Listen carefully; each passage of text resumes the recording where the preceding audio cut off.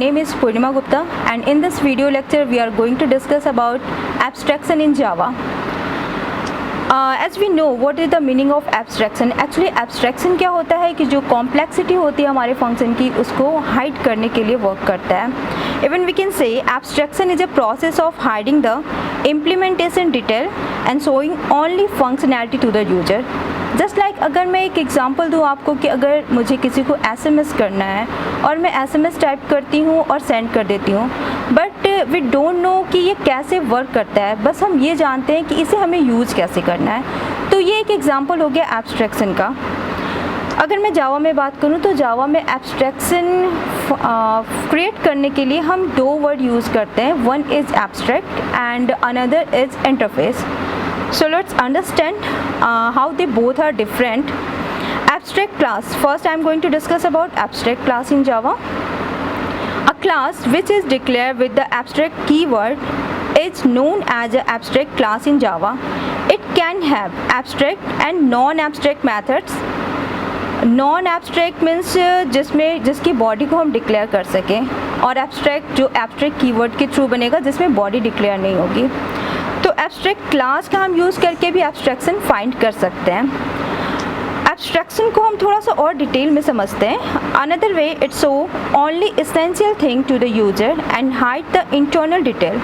For example sending SMS. Yes, जैसा कि मैंने पहले बताया कि हम अगर SMS सेंड करना चाहते हैं तो ओनली हम उसे यूज़ करते हैं. We don't know how does it implement, कैसे ये वर्क कर रहा है वो हमें नहीं पता, क्या काम करता है वो पता है, और हम इसे यूज़ कैसे कर सकते हैं. तो एब्स्ट्रैक्शन को फाइंड करने के लिए टू वेज है. First is abstract and another is interface. Abstract क्या होता है? एब्स्ट्रैक्ट को हम पार्शियली एब्स्ट्रैक्शन कह सकते हैं, बट इंटरफेस फुली एब्स्ट्रैक्शन देता है. वो कैसे, ये हम समझेंगे, अभी डिस्कस करेंगे उसके बारे में. एक्चुअली जब हम एब्स्ट्रैक्ट यूज़ करते हैं, मैंने कहा कि हम एब्स्ट्रैक्ट क्लास के थ्रू भी अचीव कर सकते हैं एब्स्ट्रैक्शन को, और इंटरफेस के थ्रू भी कर सकते हैं. बट अगर आप एब्स्ट्रैक्ट क्लास यूज़ करके एब्स्ट्रैक्शन अगर फाइंड करना चाहते हो तो वो 100% आपके लिए एब्स्ट्रैक्शन होता है. But you can create it, अगर आप चाहते हो तो इसे बना सकते हो. इसीलिए हम कहते हैं कि ये 0 से 100% तक क्रिएट कर सकता है एब्स्ट्रैक्शन. बट जो इंटरफेस होता है वो ऑलरेडी मीन्स इनबिल्ट होते हैं उसमें वो सारी चीज़ें जो कि आपको फुली एब्स्ट्रैक्शन प्रोवाइड करता है. ओके, एब्स्ट्रैक्ट क्लास के बारे में हम डिस्कस करेंगे. नेक्स्ट वीडियो में हम डिस्कस करेंगे इंटरफेस के बारे में.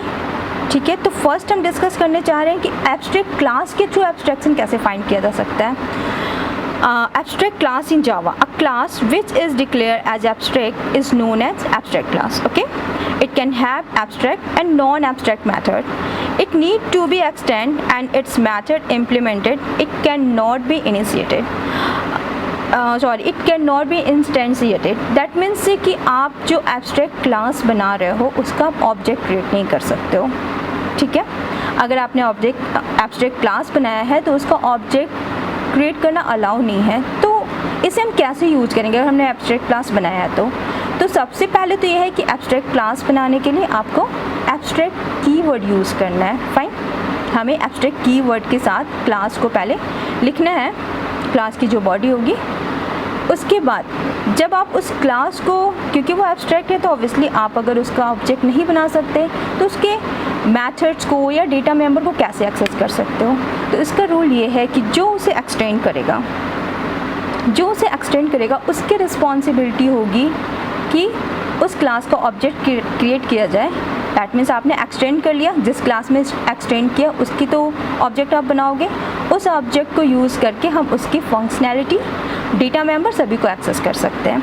तो कुछ रूल्स हैं जो एब्स्ट्रैक्ट क्लास बनाने के लिए हमें माइंड में रखना होगा. तो वो मैं आपको बताती हूँ क्या क्या होना चाहिए एब्स्ट्रैक्ट क्लास के लिए, जो आपको नोट करके रखना है कि हाँ, मैं अगर एब्स्ट्रैक्शन फाइंड करना चाहती हूँ यूजिंग एब्स्ट्रैक्ट क्लास तो हमें क्या करना है. An abstract class must be declared with an abstract keyword. Fine. हमें सबसे पहले क्या करना है? abstract keyword यूज करना है. It can have abstract and non-abstract methods. इसमें abstract भी हो सकते हैं और non-abstract method भी हो सकते हैं. ठीक है, यही तो मैं कह रही थी ना कि ये fully एब्स्ट्रैक्शन आपको नहीं देता है इसमें, क्योंकि एब्स्ट्रैक्ट भी हैं और नॉन एब्स्ट्रैक्ट भी हैं। Fine, it can not be instantiated, that means इसका आप ऑब्जेक्ट क्रिएट नहीं कर सकते हो। It can have a constructors and static methods also, yes it allow, आप इसमें कंस्ट्रक्टर भी रख सकते हो और स्टैटिक मैथड्स भी रख सकते हो। ये तो हमें पहले से पता है, हम पहले डिस्कस कर चुके हैं कि स्टैटिक मैथड का वर्क क्या होता है, क्यों हम स्टैटिक बनाते हैं। और सिंपल लाइन में हम कह सकते हैं अगर हमारा स्टैटिक मैथड्स है तो विदाउट क्रिएटिंग एन ऑब्जेक्ट आप उसको एक्सेस कर सकते हो using direct class name. It can have final methods which will force the subclass not to change the body of the method। Obviously final के बारे में भी हम डिस्कस कर चुके हैं। फाइनल मैथड, फाइनल कीवर्ड का यूज़ करके हम क्या करते हैं कि अगर आपको कोई चीज़ को बिल्कुल फिक्स कर देना है कि उसे जो भी एक्सटेंड करे, जो भी उसे एक्सटेंड करके यूज़ करना चाहे वो ना कर, मीन्स उसके बस जो हमने वैल्यू दी है उसे यूज़ कर पाए, ऐसा नहीं कि उसमें जा कर के मॉडिफिकेशन करें, तो मॉडिफिकेशन अलाउ नहीं करता है। तो इसीलिए हम जिस डेटा मेंबर, सपोज़ कि मैं किसी डेटा मेंबर की वैल्यू को फिक्स कर देना चाहती हूँ कि इट शुड बी 100, इसे कोई भी चेंज ना करे, तो मैं उसे क्या यूज़ करूँगी, फाइनल कीवर्ड के साथ। ठीक है, तो एब्स्ट्रैक्ट क्लास के लिए ये सारी चीज़ें हैं। सिंपली हमने ये 5-6 चीज़ें डिस्कस कर ली कि abstract class must be declare in abstract keyword, और इसमें एब्स्ट्रैक्ट और नॉन एब्स्ट्रैक्ट मेथड हो सकते हैं। हम इसका ऑब्जेक्ट क्रिएट नहीं कर सकते, but it allow to use a final keyword and static भी आप उसके मेथड्स को बना सकते हो। Even you can also use constructor in this. Okay, अब हम बात करते हैं कि एब्स्ट्रैक्ट क्लास बनाते कैसे हैं। मैंने पहले भी थोड़ा सा एग्जांपल दिया था कि एब्स्ट्रैक्ट क्लास बनाने के लिए हमें क्या यूज़ करना है, एब्स्ट्रैक्ट कीवर्ड। तो हमें क्या लिखना होगा, एब्स्ट्रैक्ट देन क्लास, और उसके बाद जिस नेम से आप क्लास क्रिएट करना चाहते हो वो दोगे और उसकी बॉडी ओपन करोगे और क्लोज करोगे। ठीक है,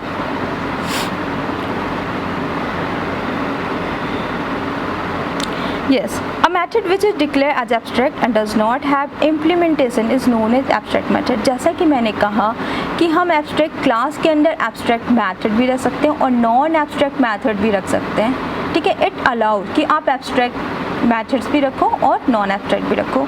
तो अगर आप abstract methods रखते हो अपने क्लास के अंदर, abstract क्लास के अंदर, तो आपका जो सिंटैक्स होगा वो क्या होगा, abstract देन आप जिस तरह का, सपोज मैंने एक बनाया हुआ है method abstract void print status. ठीक है, प्रिंट स्टेटस नाम का मैंने एक फंक्शन बनाया, एक मैथड बनाया जो कि एब्स्ट्रैक्ट है। एब्स्ट्रैक्ट मीन्स इससे हम, इसकी कोई बॉडी नहीं होगी, आप इसमें कोई बॉडी नहीं डाल सकते हो। ठीक है, ये क्यों होता है ये भी मैं बताऊंगी कि हम क्यों इस तरह के फंक्शन क्रिएट करते हैं जिसकी कोई बॉडी ना हो। इवन जब आप उसे एक्सटेंड करोगे तो आप उसकी बॉडी को क्रिएट कर सकते हो, बट आप पहले से एब्स्ट्रैक्ट क्लास में नहीं कर सकते हो। हाँ, इसका रीज़न क्या है, एक्चुअली क्या होता है कि सपोज आप किसी प्रोजेक्ट पे वर्क कर रहे हो, इवन ये प्रोजेक्ट के लिए तो बहुत ही बेनिफिशियल होता है। सपोज आप किसी प्रोजेक्ट पे वर्क कर रहे हो और वहाँ पे कुछ ऐसा मैथड्स है, सपोज कि मैंने दिया हुआ है कि हमें कुछ प्रिंट करा के दिखाना है, तो अलग अलग जो वहाँ के मेंबर्स होंगे, जो भी उसमें एम्प्लॉय हैं, उन्होंने सपोज़ कि मैथड्स को डिफरेंट नेम से बना दिया, तो वो तो बहुत ही ज़्यादा हमारे लिए प्रॉब्लम हो जाएगी कि हम उसे किस तरह से एडजस्ट करें, कैसे उसे हम मैनेज कर पाएंगे, बहुत ही टफ हो जाएगा। इसीलिए क्या होता है कि अगर हमें पता है कि उस प्रोजेक्ट में किसी मॉड्यूल में अगर आपको कोई एक फंक्शन में आप डेटा अलग अलग हो सकते हैं, बट फंक्शन नेम क्या होगा वो सेम होना चाहिए, मतलब इसी फंक्शन नेम से उसके बारे में आप इसमें लिखोगे। तो मैं पहले से ही एक मेथड डिफाइन कर देती हूँ, मेथड डिक्लेयर कर देती हूँ, नॉट डिफाइन, मेथड डिक्लेयर कर देती हूँ। उसके बाद जो भी उसे एक्सटेंड करेगा अपने तरीके से उसे डिफाइन करेगा। तो इसमें क्या होगा कि हमें मैनेजमेंट में प्रॉब्लम नहीं आएगी, क्योंकि अलग अलग नेम से सबने फंक्शन को क्रिएट नहीं किया होगा। फाइन, अब एक एग्जांपल से समझते हैं एब्स्ट्रैक्ट क्लास के बारे में। मैंने एक एग्जांपल लिया हुआ है बाइक और होंडा का। Okay, in this example bike is an abstract class that contains only one abstract method run, it implements is provided by Honda class। अब आप देख सकते हो इस प्रोग्राम में abstract class bike, मैंने एक क्लास बनाया बाइक नाम से। ठीक है, क्लास मैंने बाइक नाम से क्रिएट किया। अब इसके अंदर मैंने एक एब्स्ट्रैक्ट मेथड क्रिएट किया। ऑब्वियसली मैंने क्या कहा कि एब्स्ट्रैक्ट मेथड मीन्स उसकी बॉडी नहीं होगी। तो मैंने जब एब्स्ट्रैक्ट मेथड क्रिएट किया तो मैंने क्या लिखा, एब्स्ट्रैक्ट, और आपको जिस नेम से मेथड क्रिएट करना है मेथड उसका नेम दोगे एंड कॉलन आप लगा दोगे, क्योंकि उसकी बॉडी तो हमें डिक्लेयर करनी नहीं है ना, बॉडी डिफाइन नहीं होगी, तो हम वहाँ पे कॉलन लगा देंगे। ठीक है, अब मैंने उस क्लास को मीन्स हमारा जो एब्स्ट्रैक्ट क्लास का उसको मैंने क्लोज कर दिया। Okay, if you want to access that run abstract method जो हमने रन बनाया हुआ उसे हम यूज़ करना चाहें तो हम कर सकते हैं। नहीं, ऐसे हम नहीं कर सकते, बिकॉज अगर कोई क्लास एब्स्ट्रैक्ट है तो ये आपको अलाउ नहीं करता है कि आप उसका ऑब्जेक्ट क्रिएट करो। तो इसे क्या करना होगा, अगर आप किसी एब्स्ट्रैक्ट क्लास को यूज़ करना चाहते हो तो फर्स्ट ऑफ ऑल हमें इसे किसी अदर क्लास में एक्सटेंड करना होगा। जैसे कि इस प्रोग्राम में आप देख सकते हो होंडा 4 नाम का एक क्लास है जिसमें मैंने एक्सटेंड्स बाइक लिखा हुआ है। आपको यहाँ पे क्या वर्ड यूज़ करना है, x tends. Okay, don't forget, x tends आप यूज़ करोगे तब भी इसको आप इसमें इनहेरिट कर पाओगे। तो मैंने एक्सटेंड किया, बाइक को एक्सटेंड कर लिया होंडा 4 में, और अब मैं इसका जो मैंने एब्स्ट्रैक्ट मेथड बनाया था, क्योंकि मैं पहले तो नहीं लिख सकती थी एब्स्ट्रैक्ट क्लास में, तो अब मैंने जो इसका मेथड क्रिएट किया हुआ है उसको मैं डिफ़ाइन कर सकती हूँ। ठीक है, तो मैंने जो रन मेथड पहले से डिक्लेयर किया था मैंने उसे डिफ़ाइन किया हुआ है। रन में मैंने डिफ़ाइन किया हुआ रनिंग सेफली, फाइन। मैंने इसकी बॉडी ओपन करके क्लोज़ कर दी, और इसमें जो भी मुझे वर्क कराना है, जो भी आप प्रोग्राम जो लाइन्स लिखना चाहते हो आप इसमें लिख सकते हो। सिंपली मैंने पब्लिक स्टैटिक वॉइड में जो हमारा मेन फंक्शन है वो डिफ़ाइन किया। उसके बाद मैंने उस ऑब्वियसली हम बाइक जो हमारा है क्योंकि उसको हमने इनहेरिट किया हुआ है, एक्सटेंड किया हुआ है होंडा में, तो हम होंडा से इसका क्या बनाएंगे, ऑब्जेक्ट क्रिएट करेंगे। अब इसका ऑब्जेक्ट क्रिएट करने के बाद इसका ऑब्जेक्ट क्रिएट करके आप उस ऑब्जेक्ट नेम से उसके मेथड्स को रन करा सकते हो, किसके, एब्स्ट्रैक्ट क्लास के मेथड को।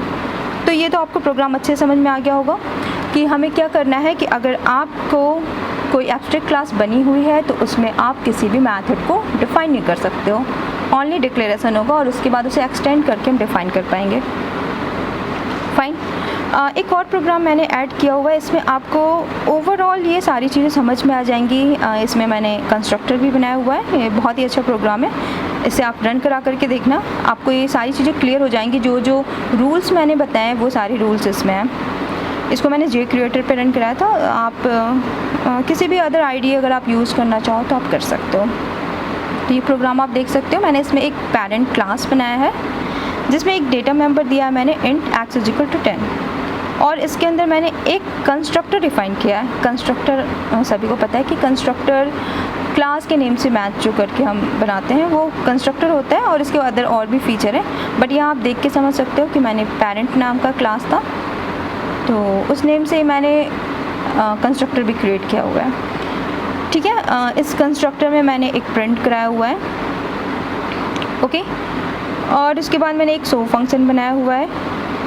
ठीक है, सो फंक्शन बनाने के बाद मैंने एक abstract void print, that means मैंने एक और मेथड बनाया है। एक मैंने मेथड बनाया है SHOW नाम से, और एक मेथड मैंने बनाया हुआ है एब्स्ट्रैक्ट मेथड। ठीक है, जैसा कि मैंने पहले भी कहा था कि हमारे एब्स्ट्रैक्ट क्लास में एब्स्ट्रैक्ट मेथड और नॉन एब्स्ट्रैक्ट मेथड दोनों अलाउ करता है। तो मैंने वो दोनों के जो भी मैंने आपको रूल बताया ना वो सारी चीज़ों को मैंने इसमें डालने की कोशिश की है कि एक एक टर्म्स आपको क्लियर हो जाए। तो मैंने यहाँ पर ये एक एब्स्ट्रैक्ट मेथड बनाया और एक नॉन एब्स्ट्रैक्ट बनाया। ठीक है, अब हमें अगर इसके मेथड्स को यूज़ करना है तो हमें क्या करना होगा, फर्स्ट ऑफ ऑल इसे हमें किसी अदर क्लास में एक्सटेंड करना होगा। ठीक है, तो मैंने एक चाइल्ड नाम से क्लास बनाया और उसमें पेरेंट को मैंने एक्सटेंड किया है। ठीक है, पेरेंट को एक्सटेंड करने के बाद मैंने SHOW नाम से तो एक नॉन एब्स्ट्रैक्ट मेथड बनाया था, बट प्रिंट नाम से मैंने कोई मेथड बनाया था एब्स्ट्रैक्ट मेथड, बट उसको डिफ़ाइन नहीं किया था।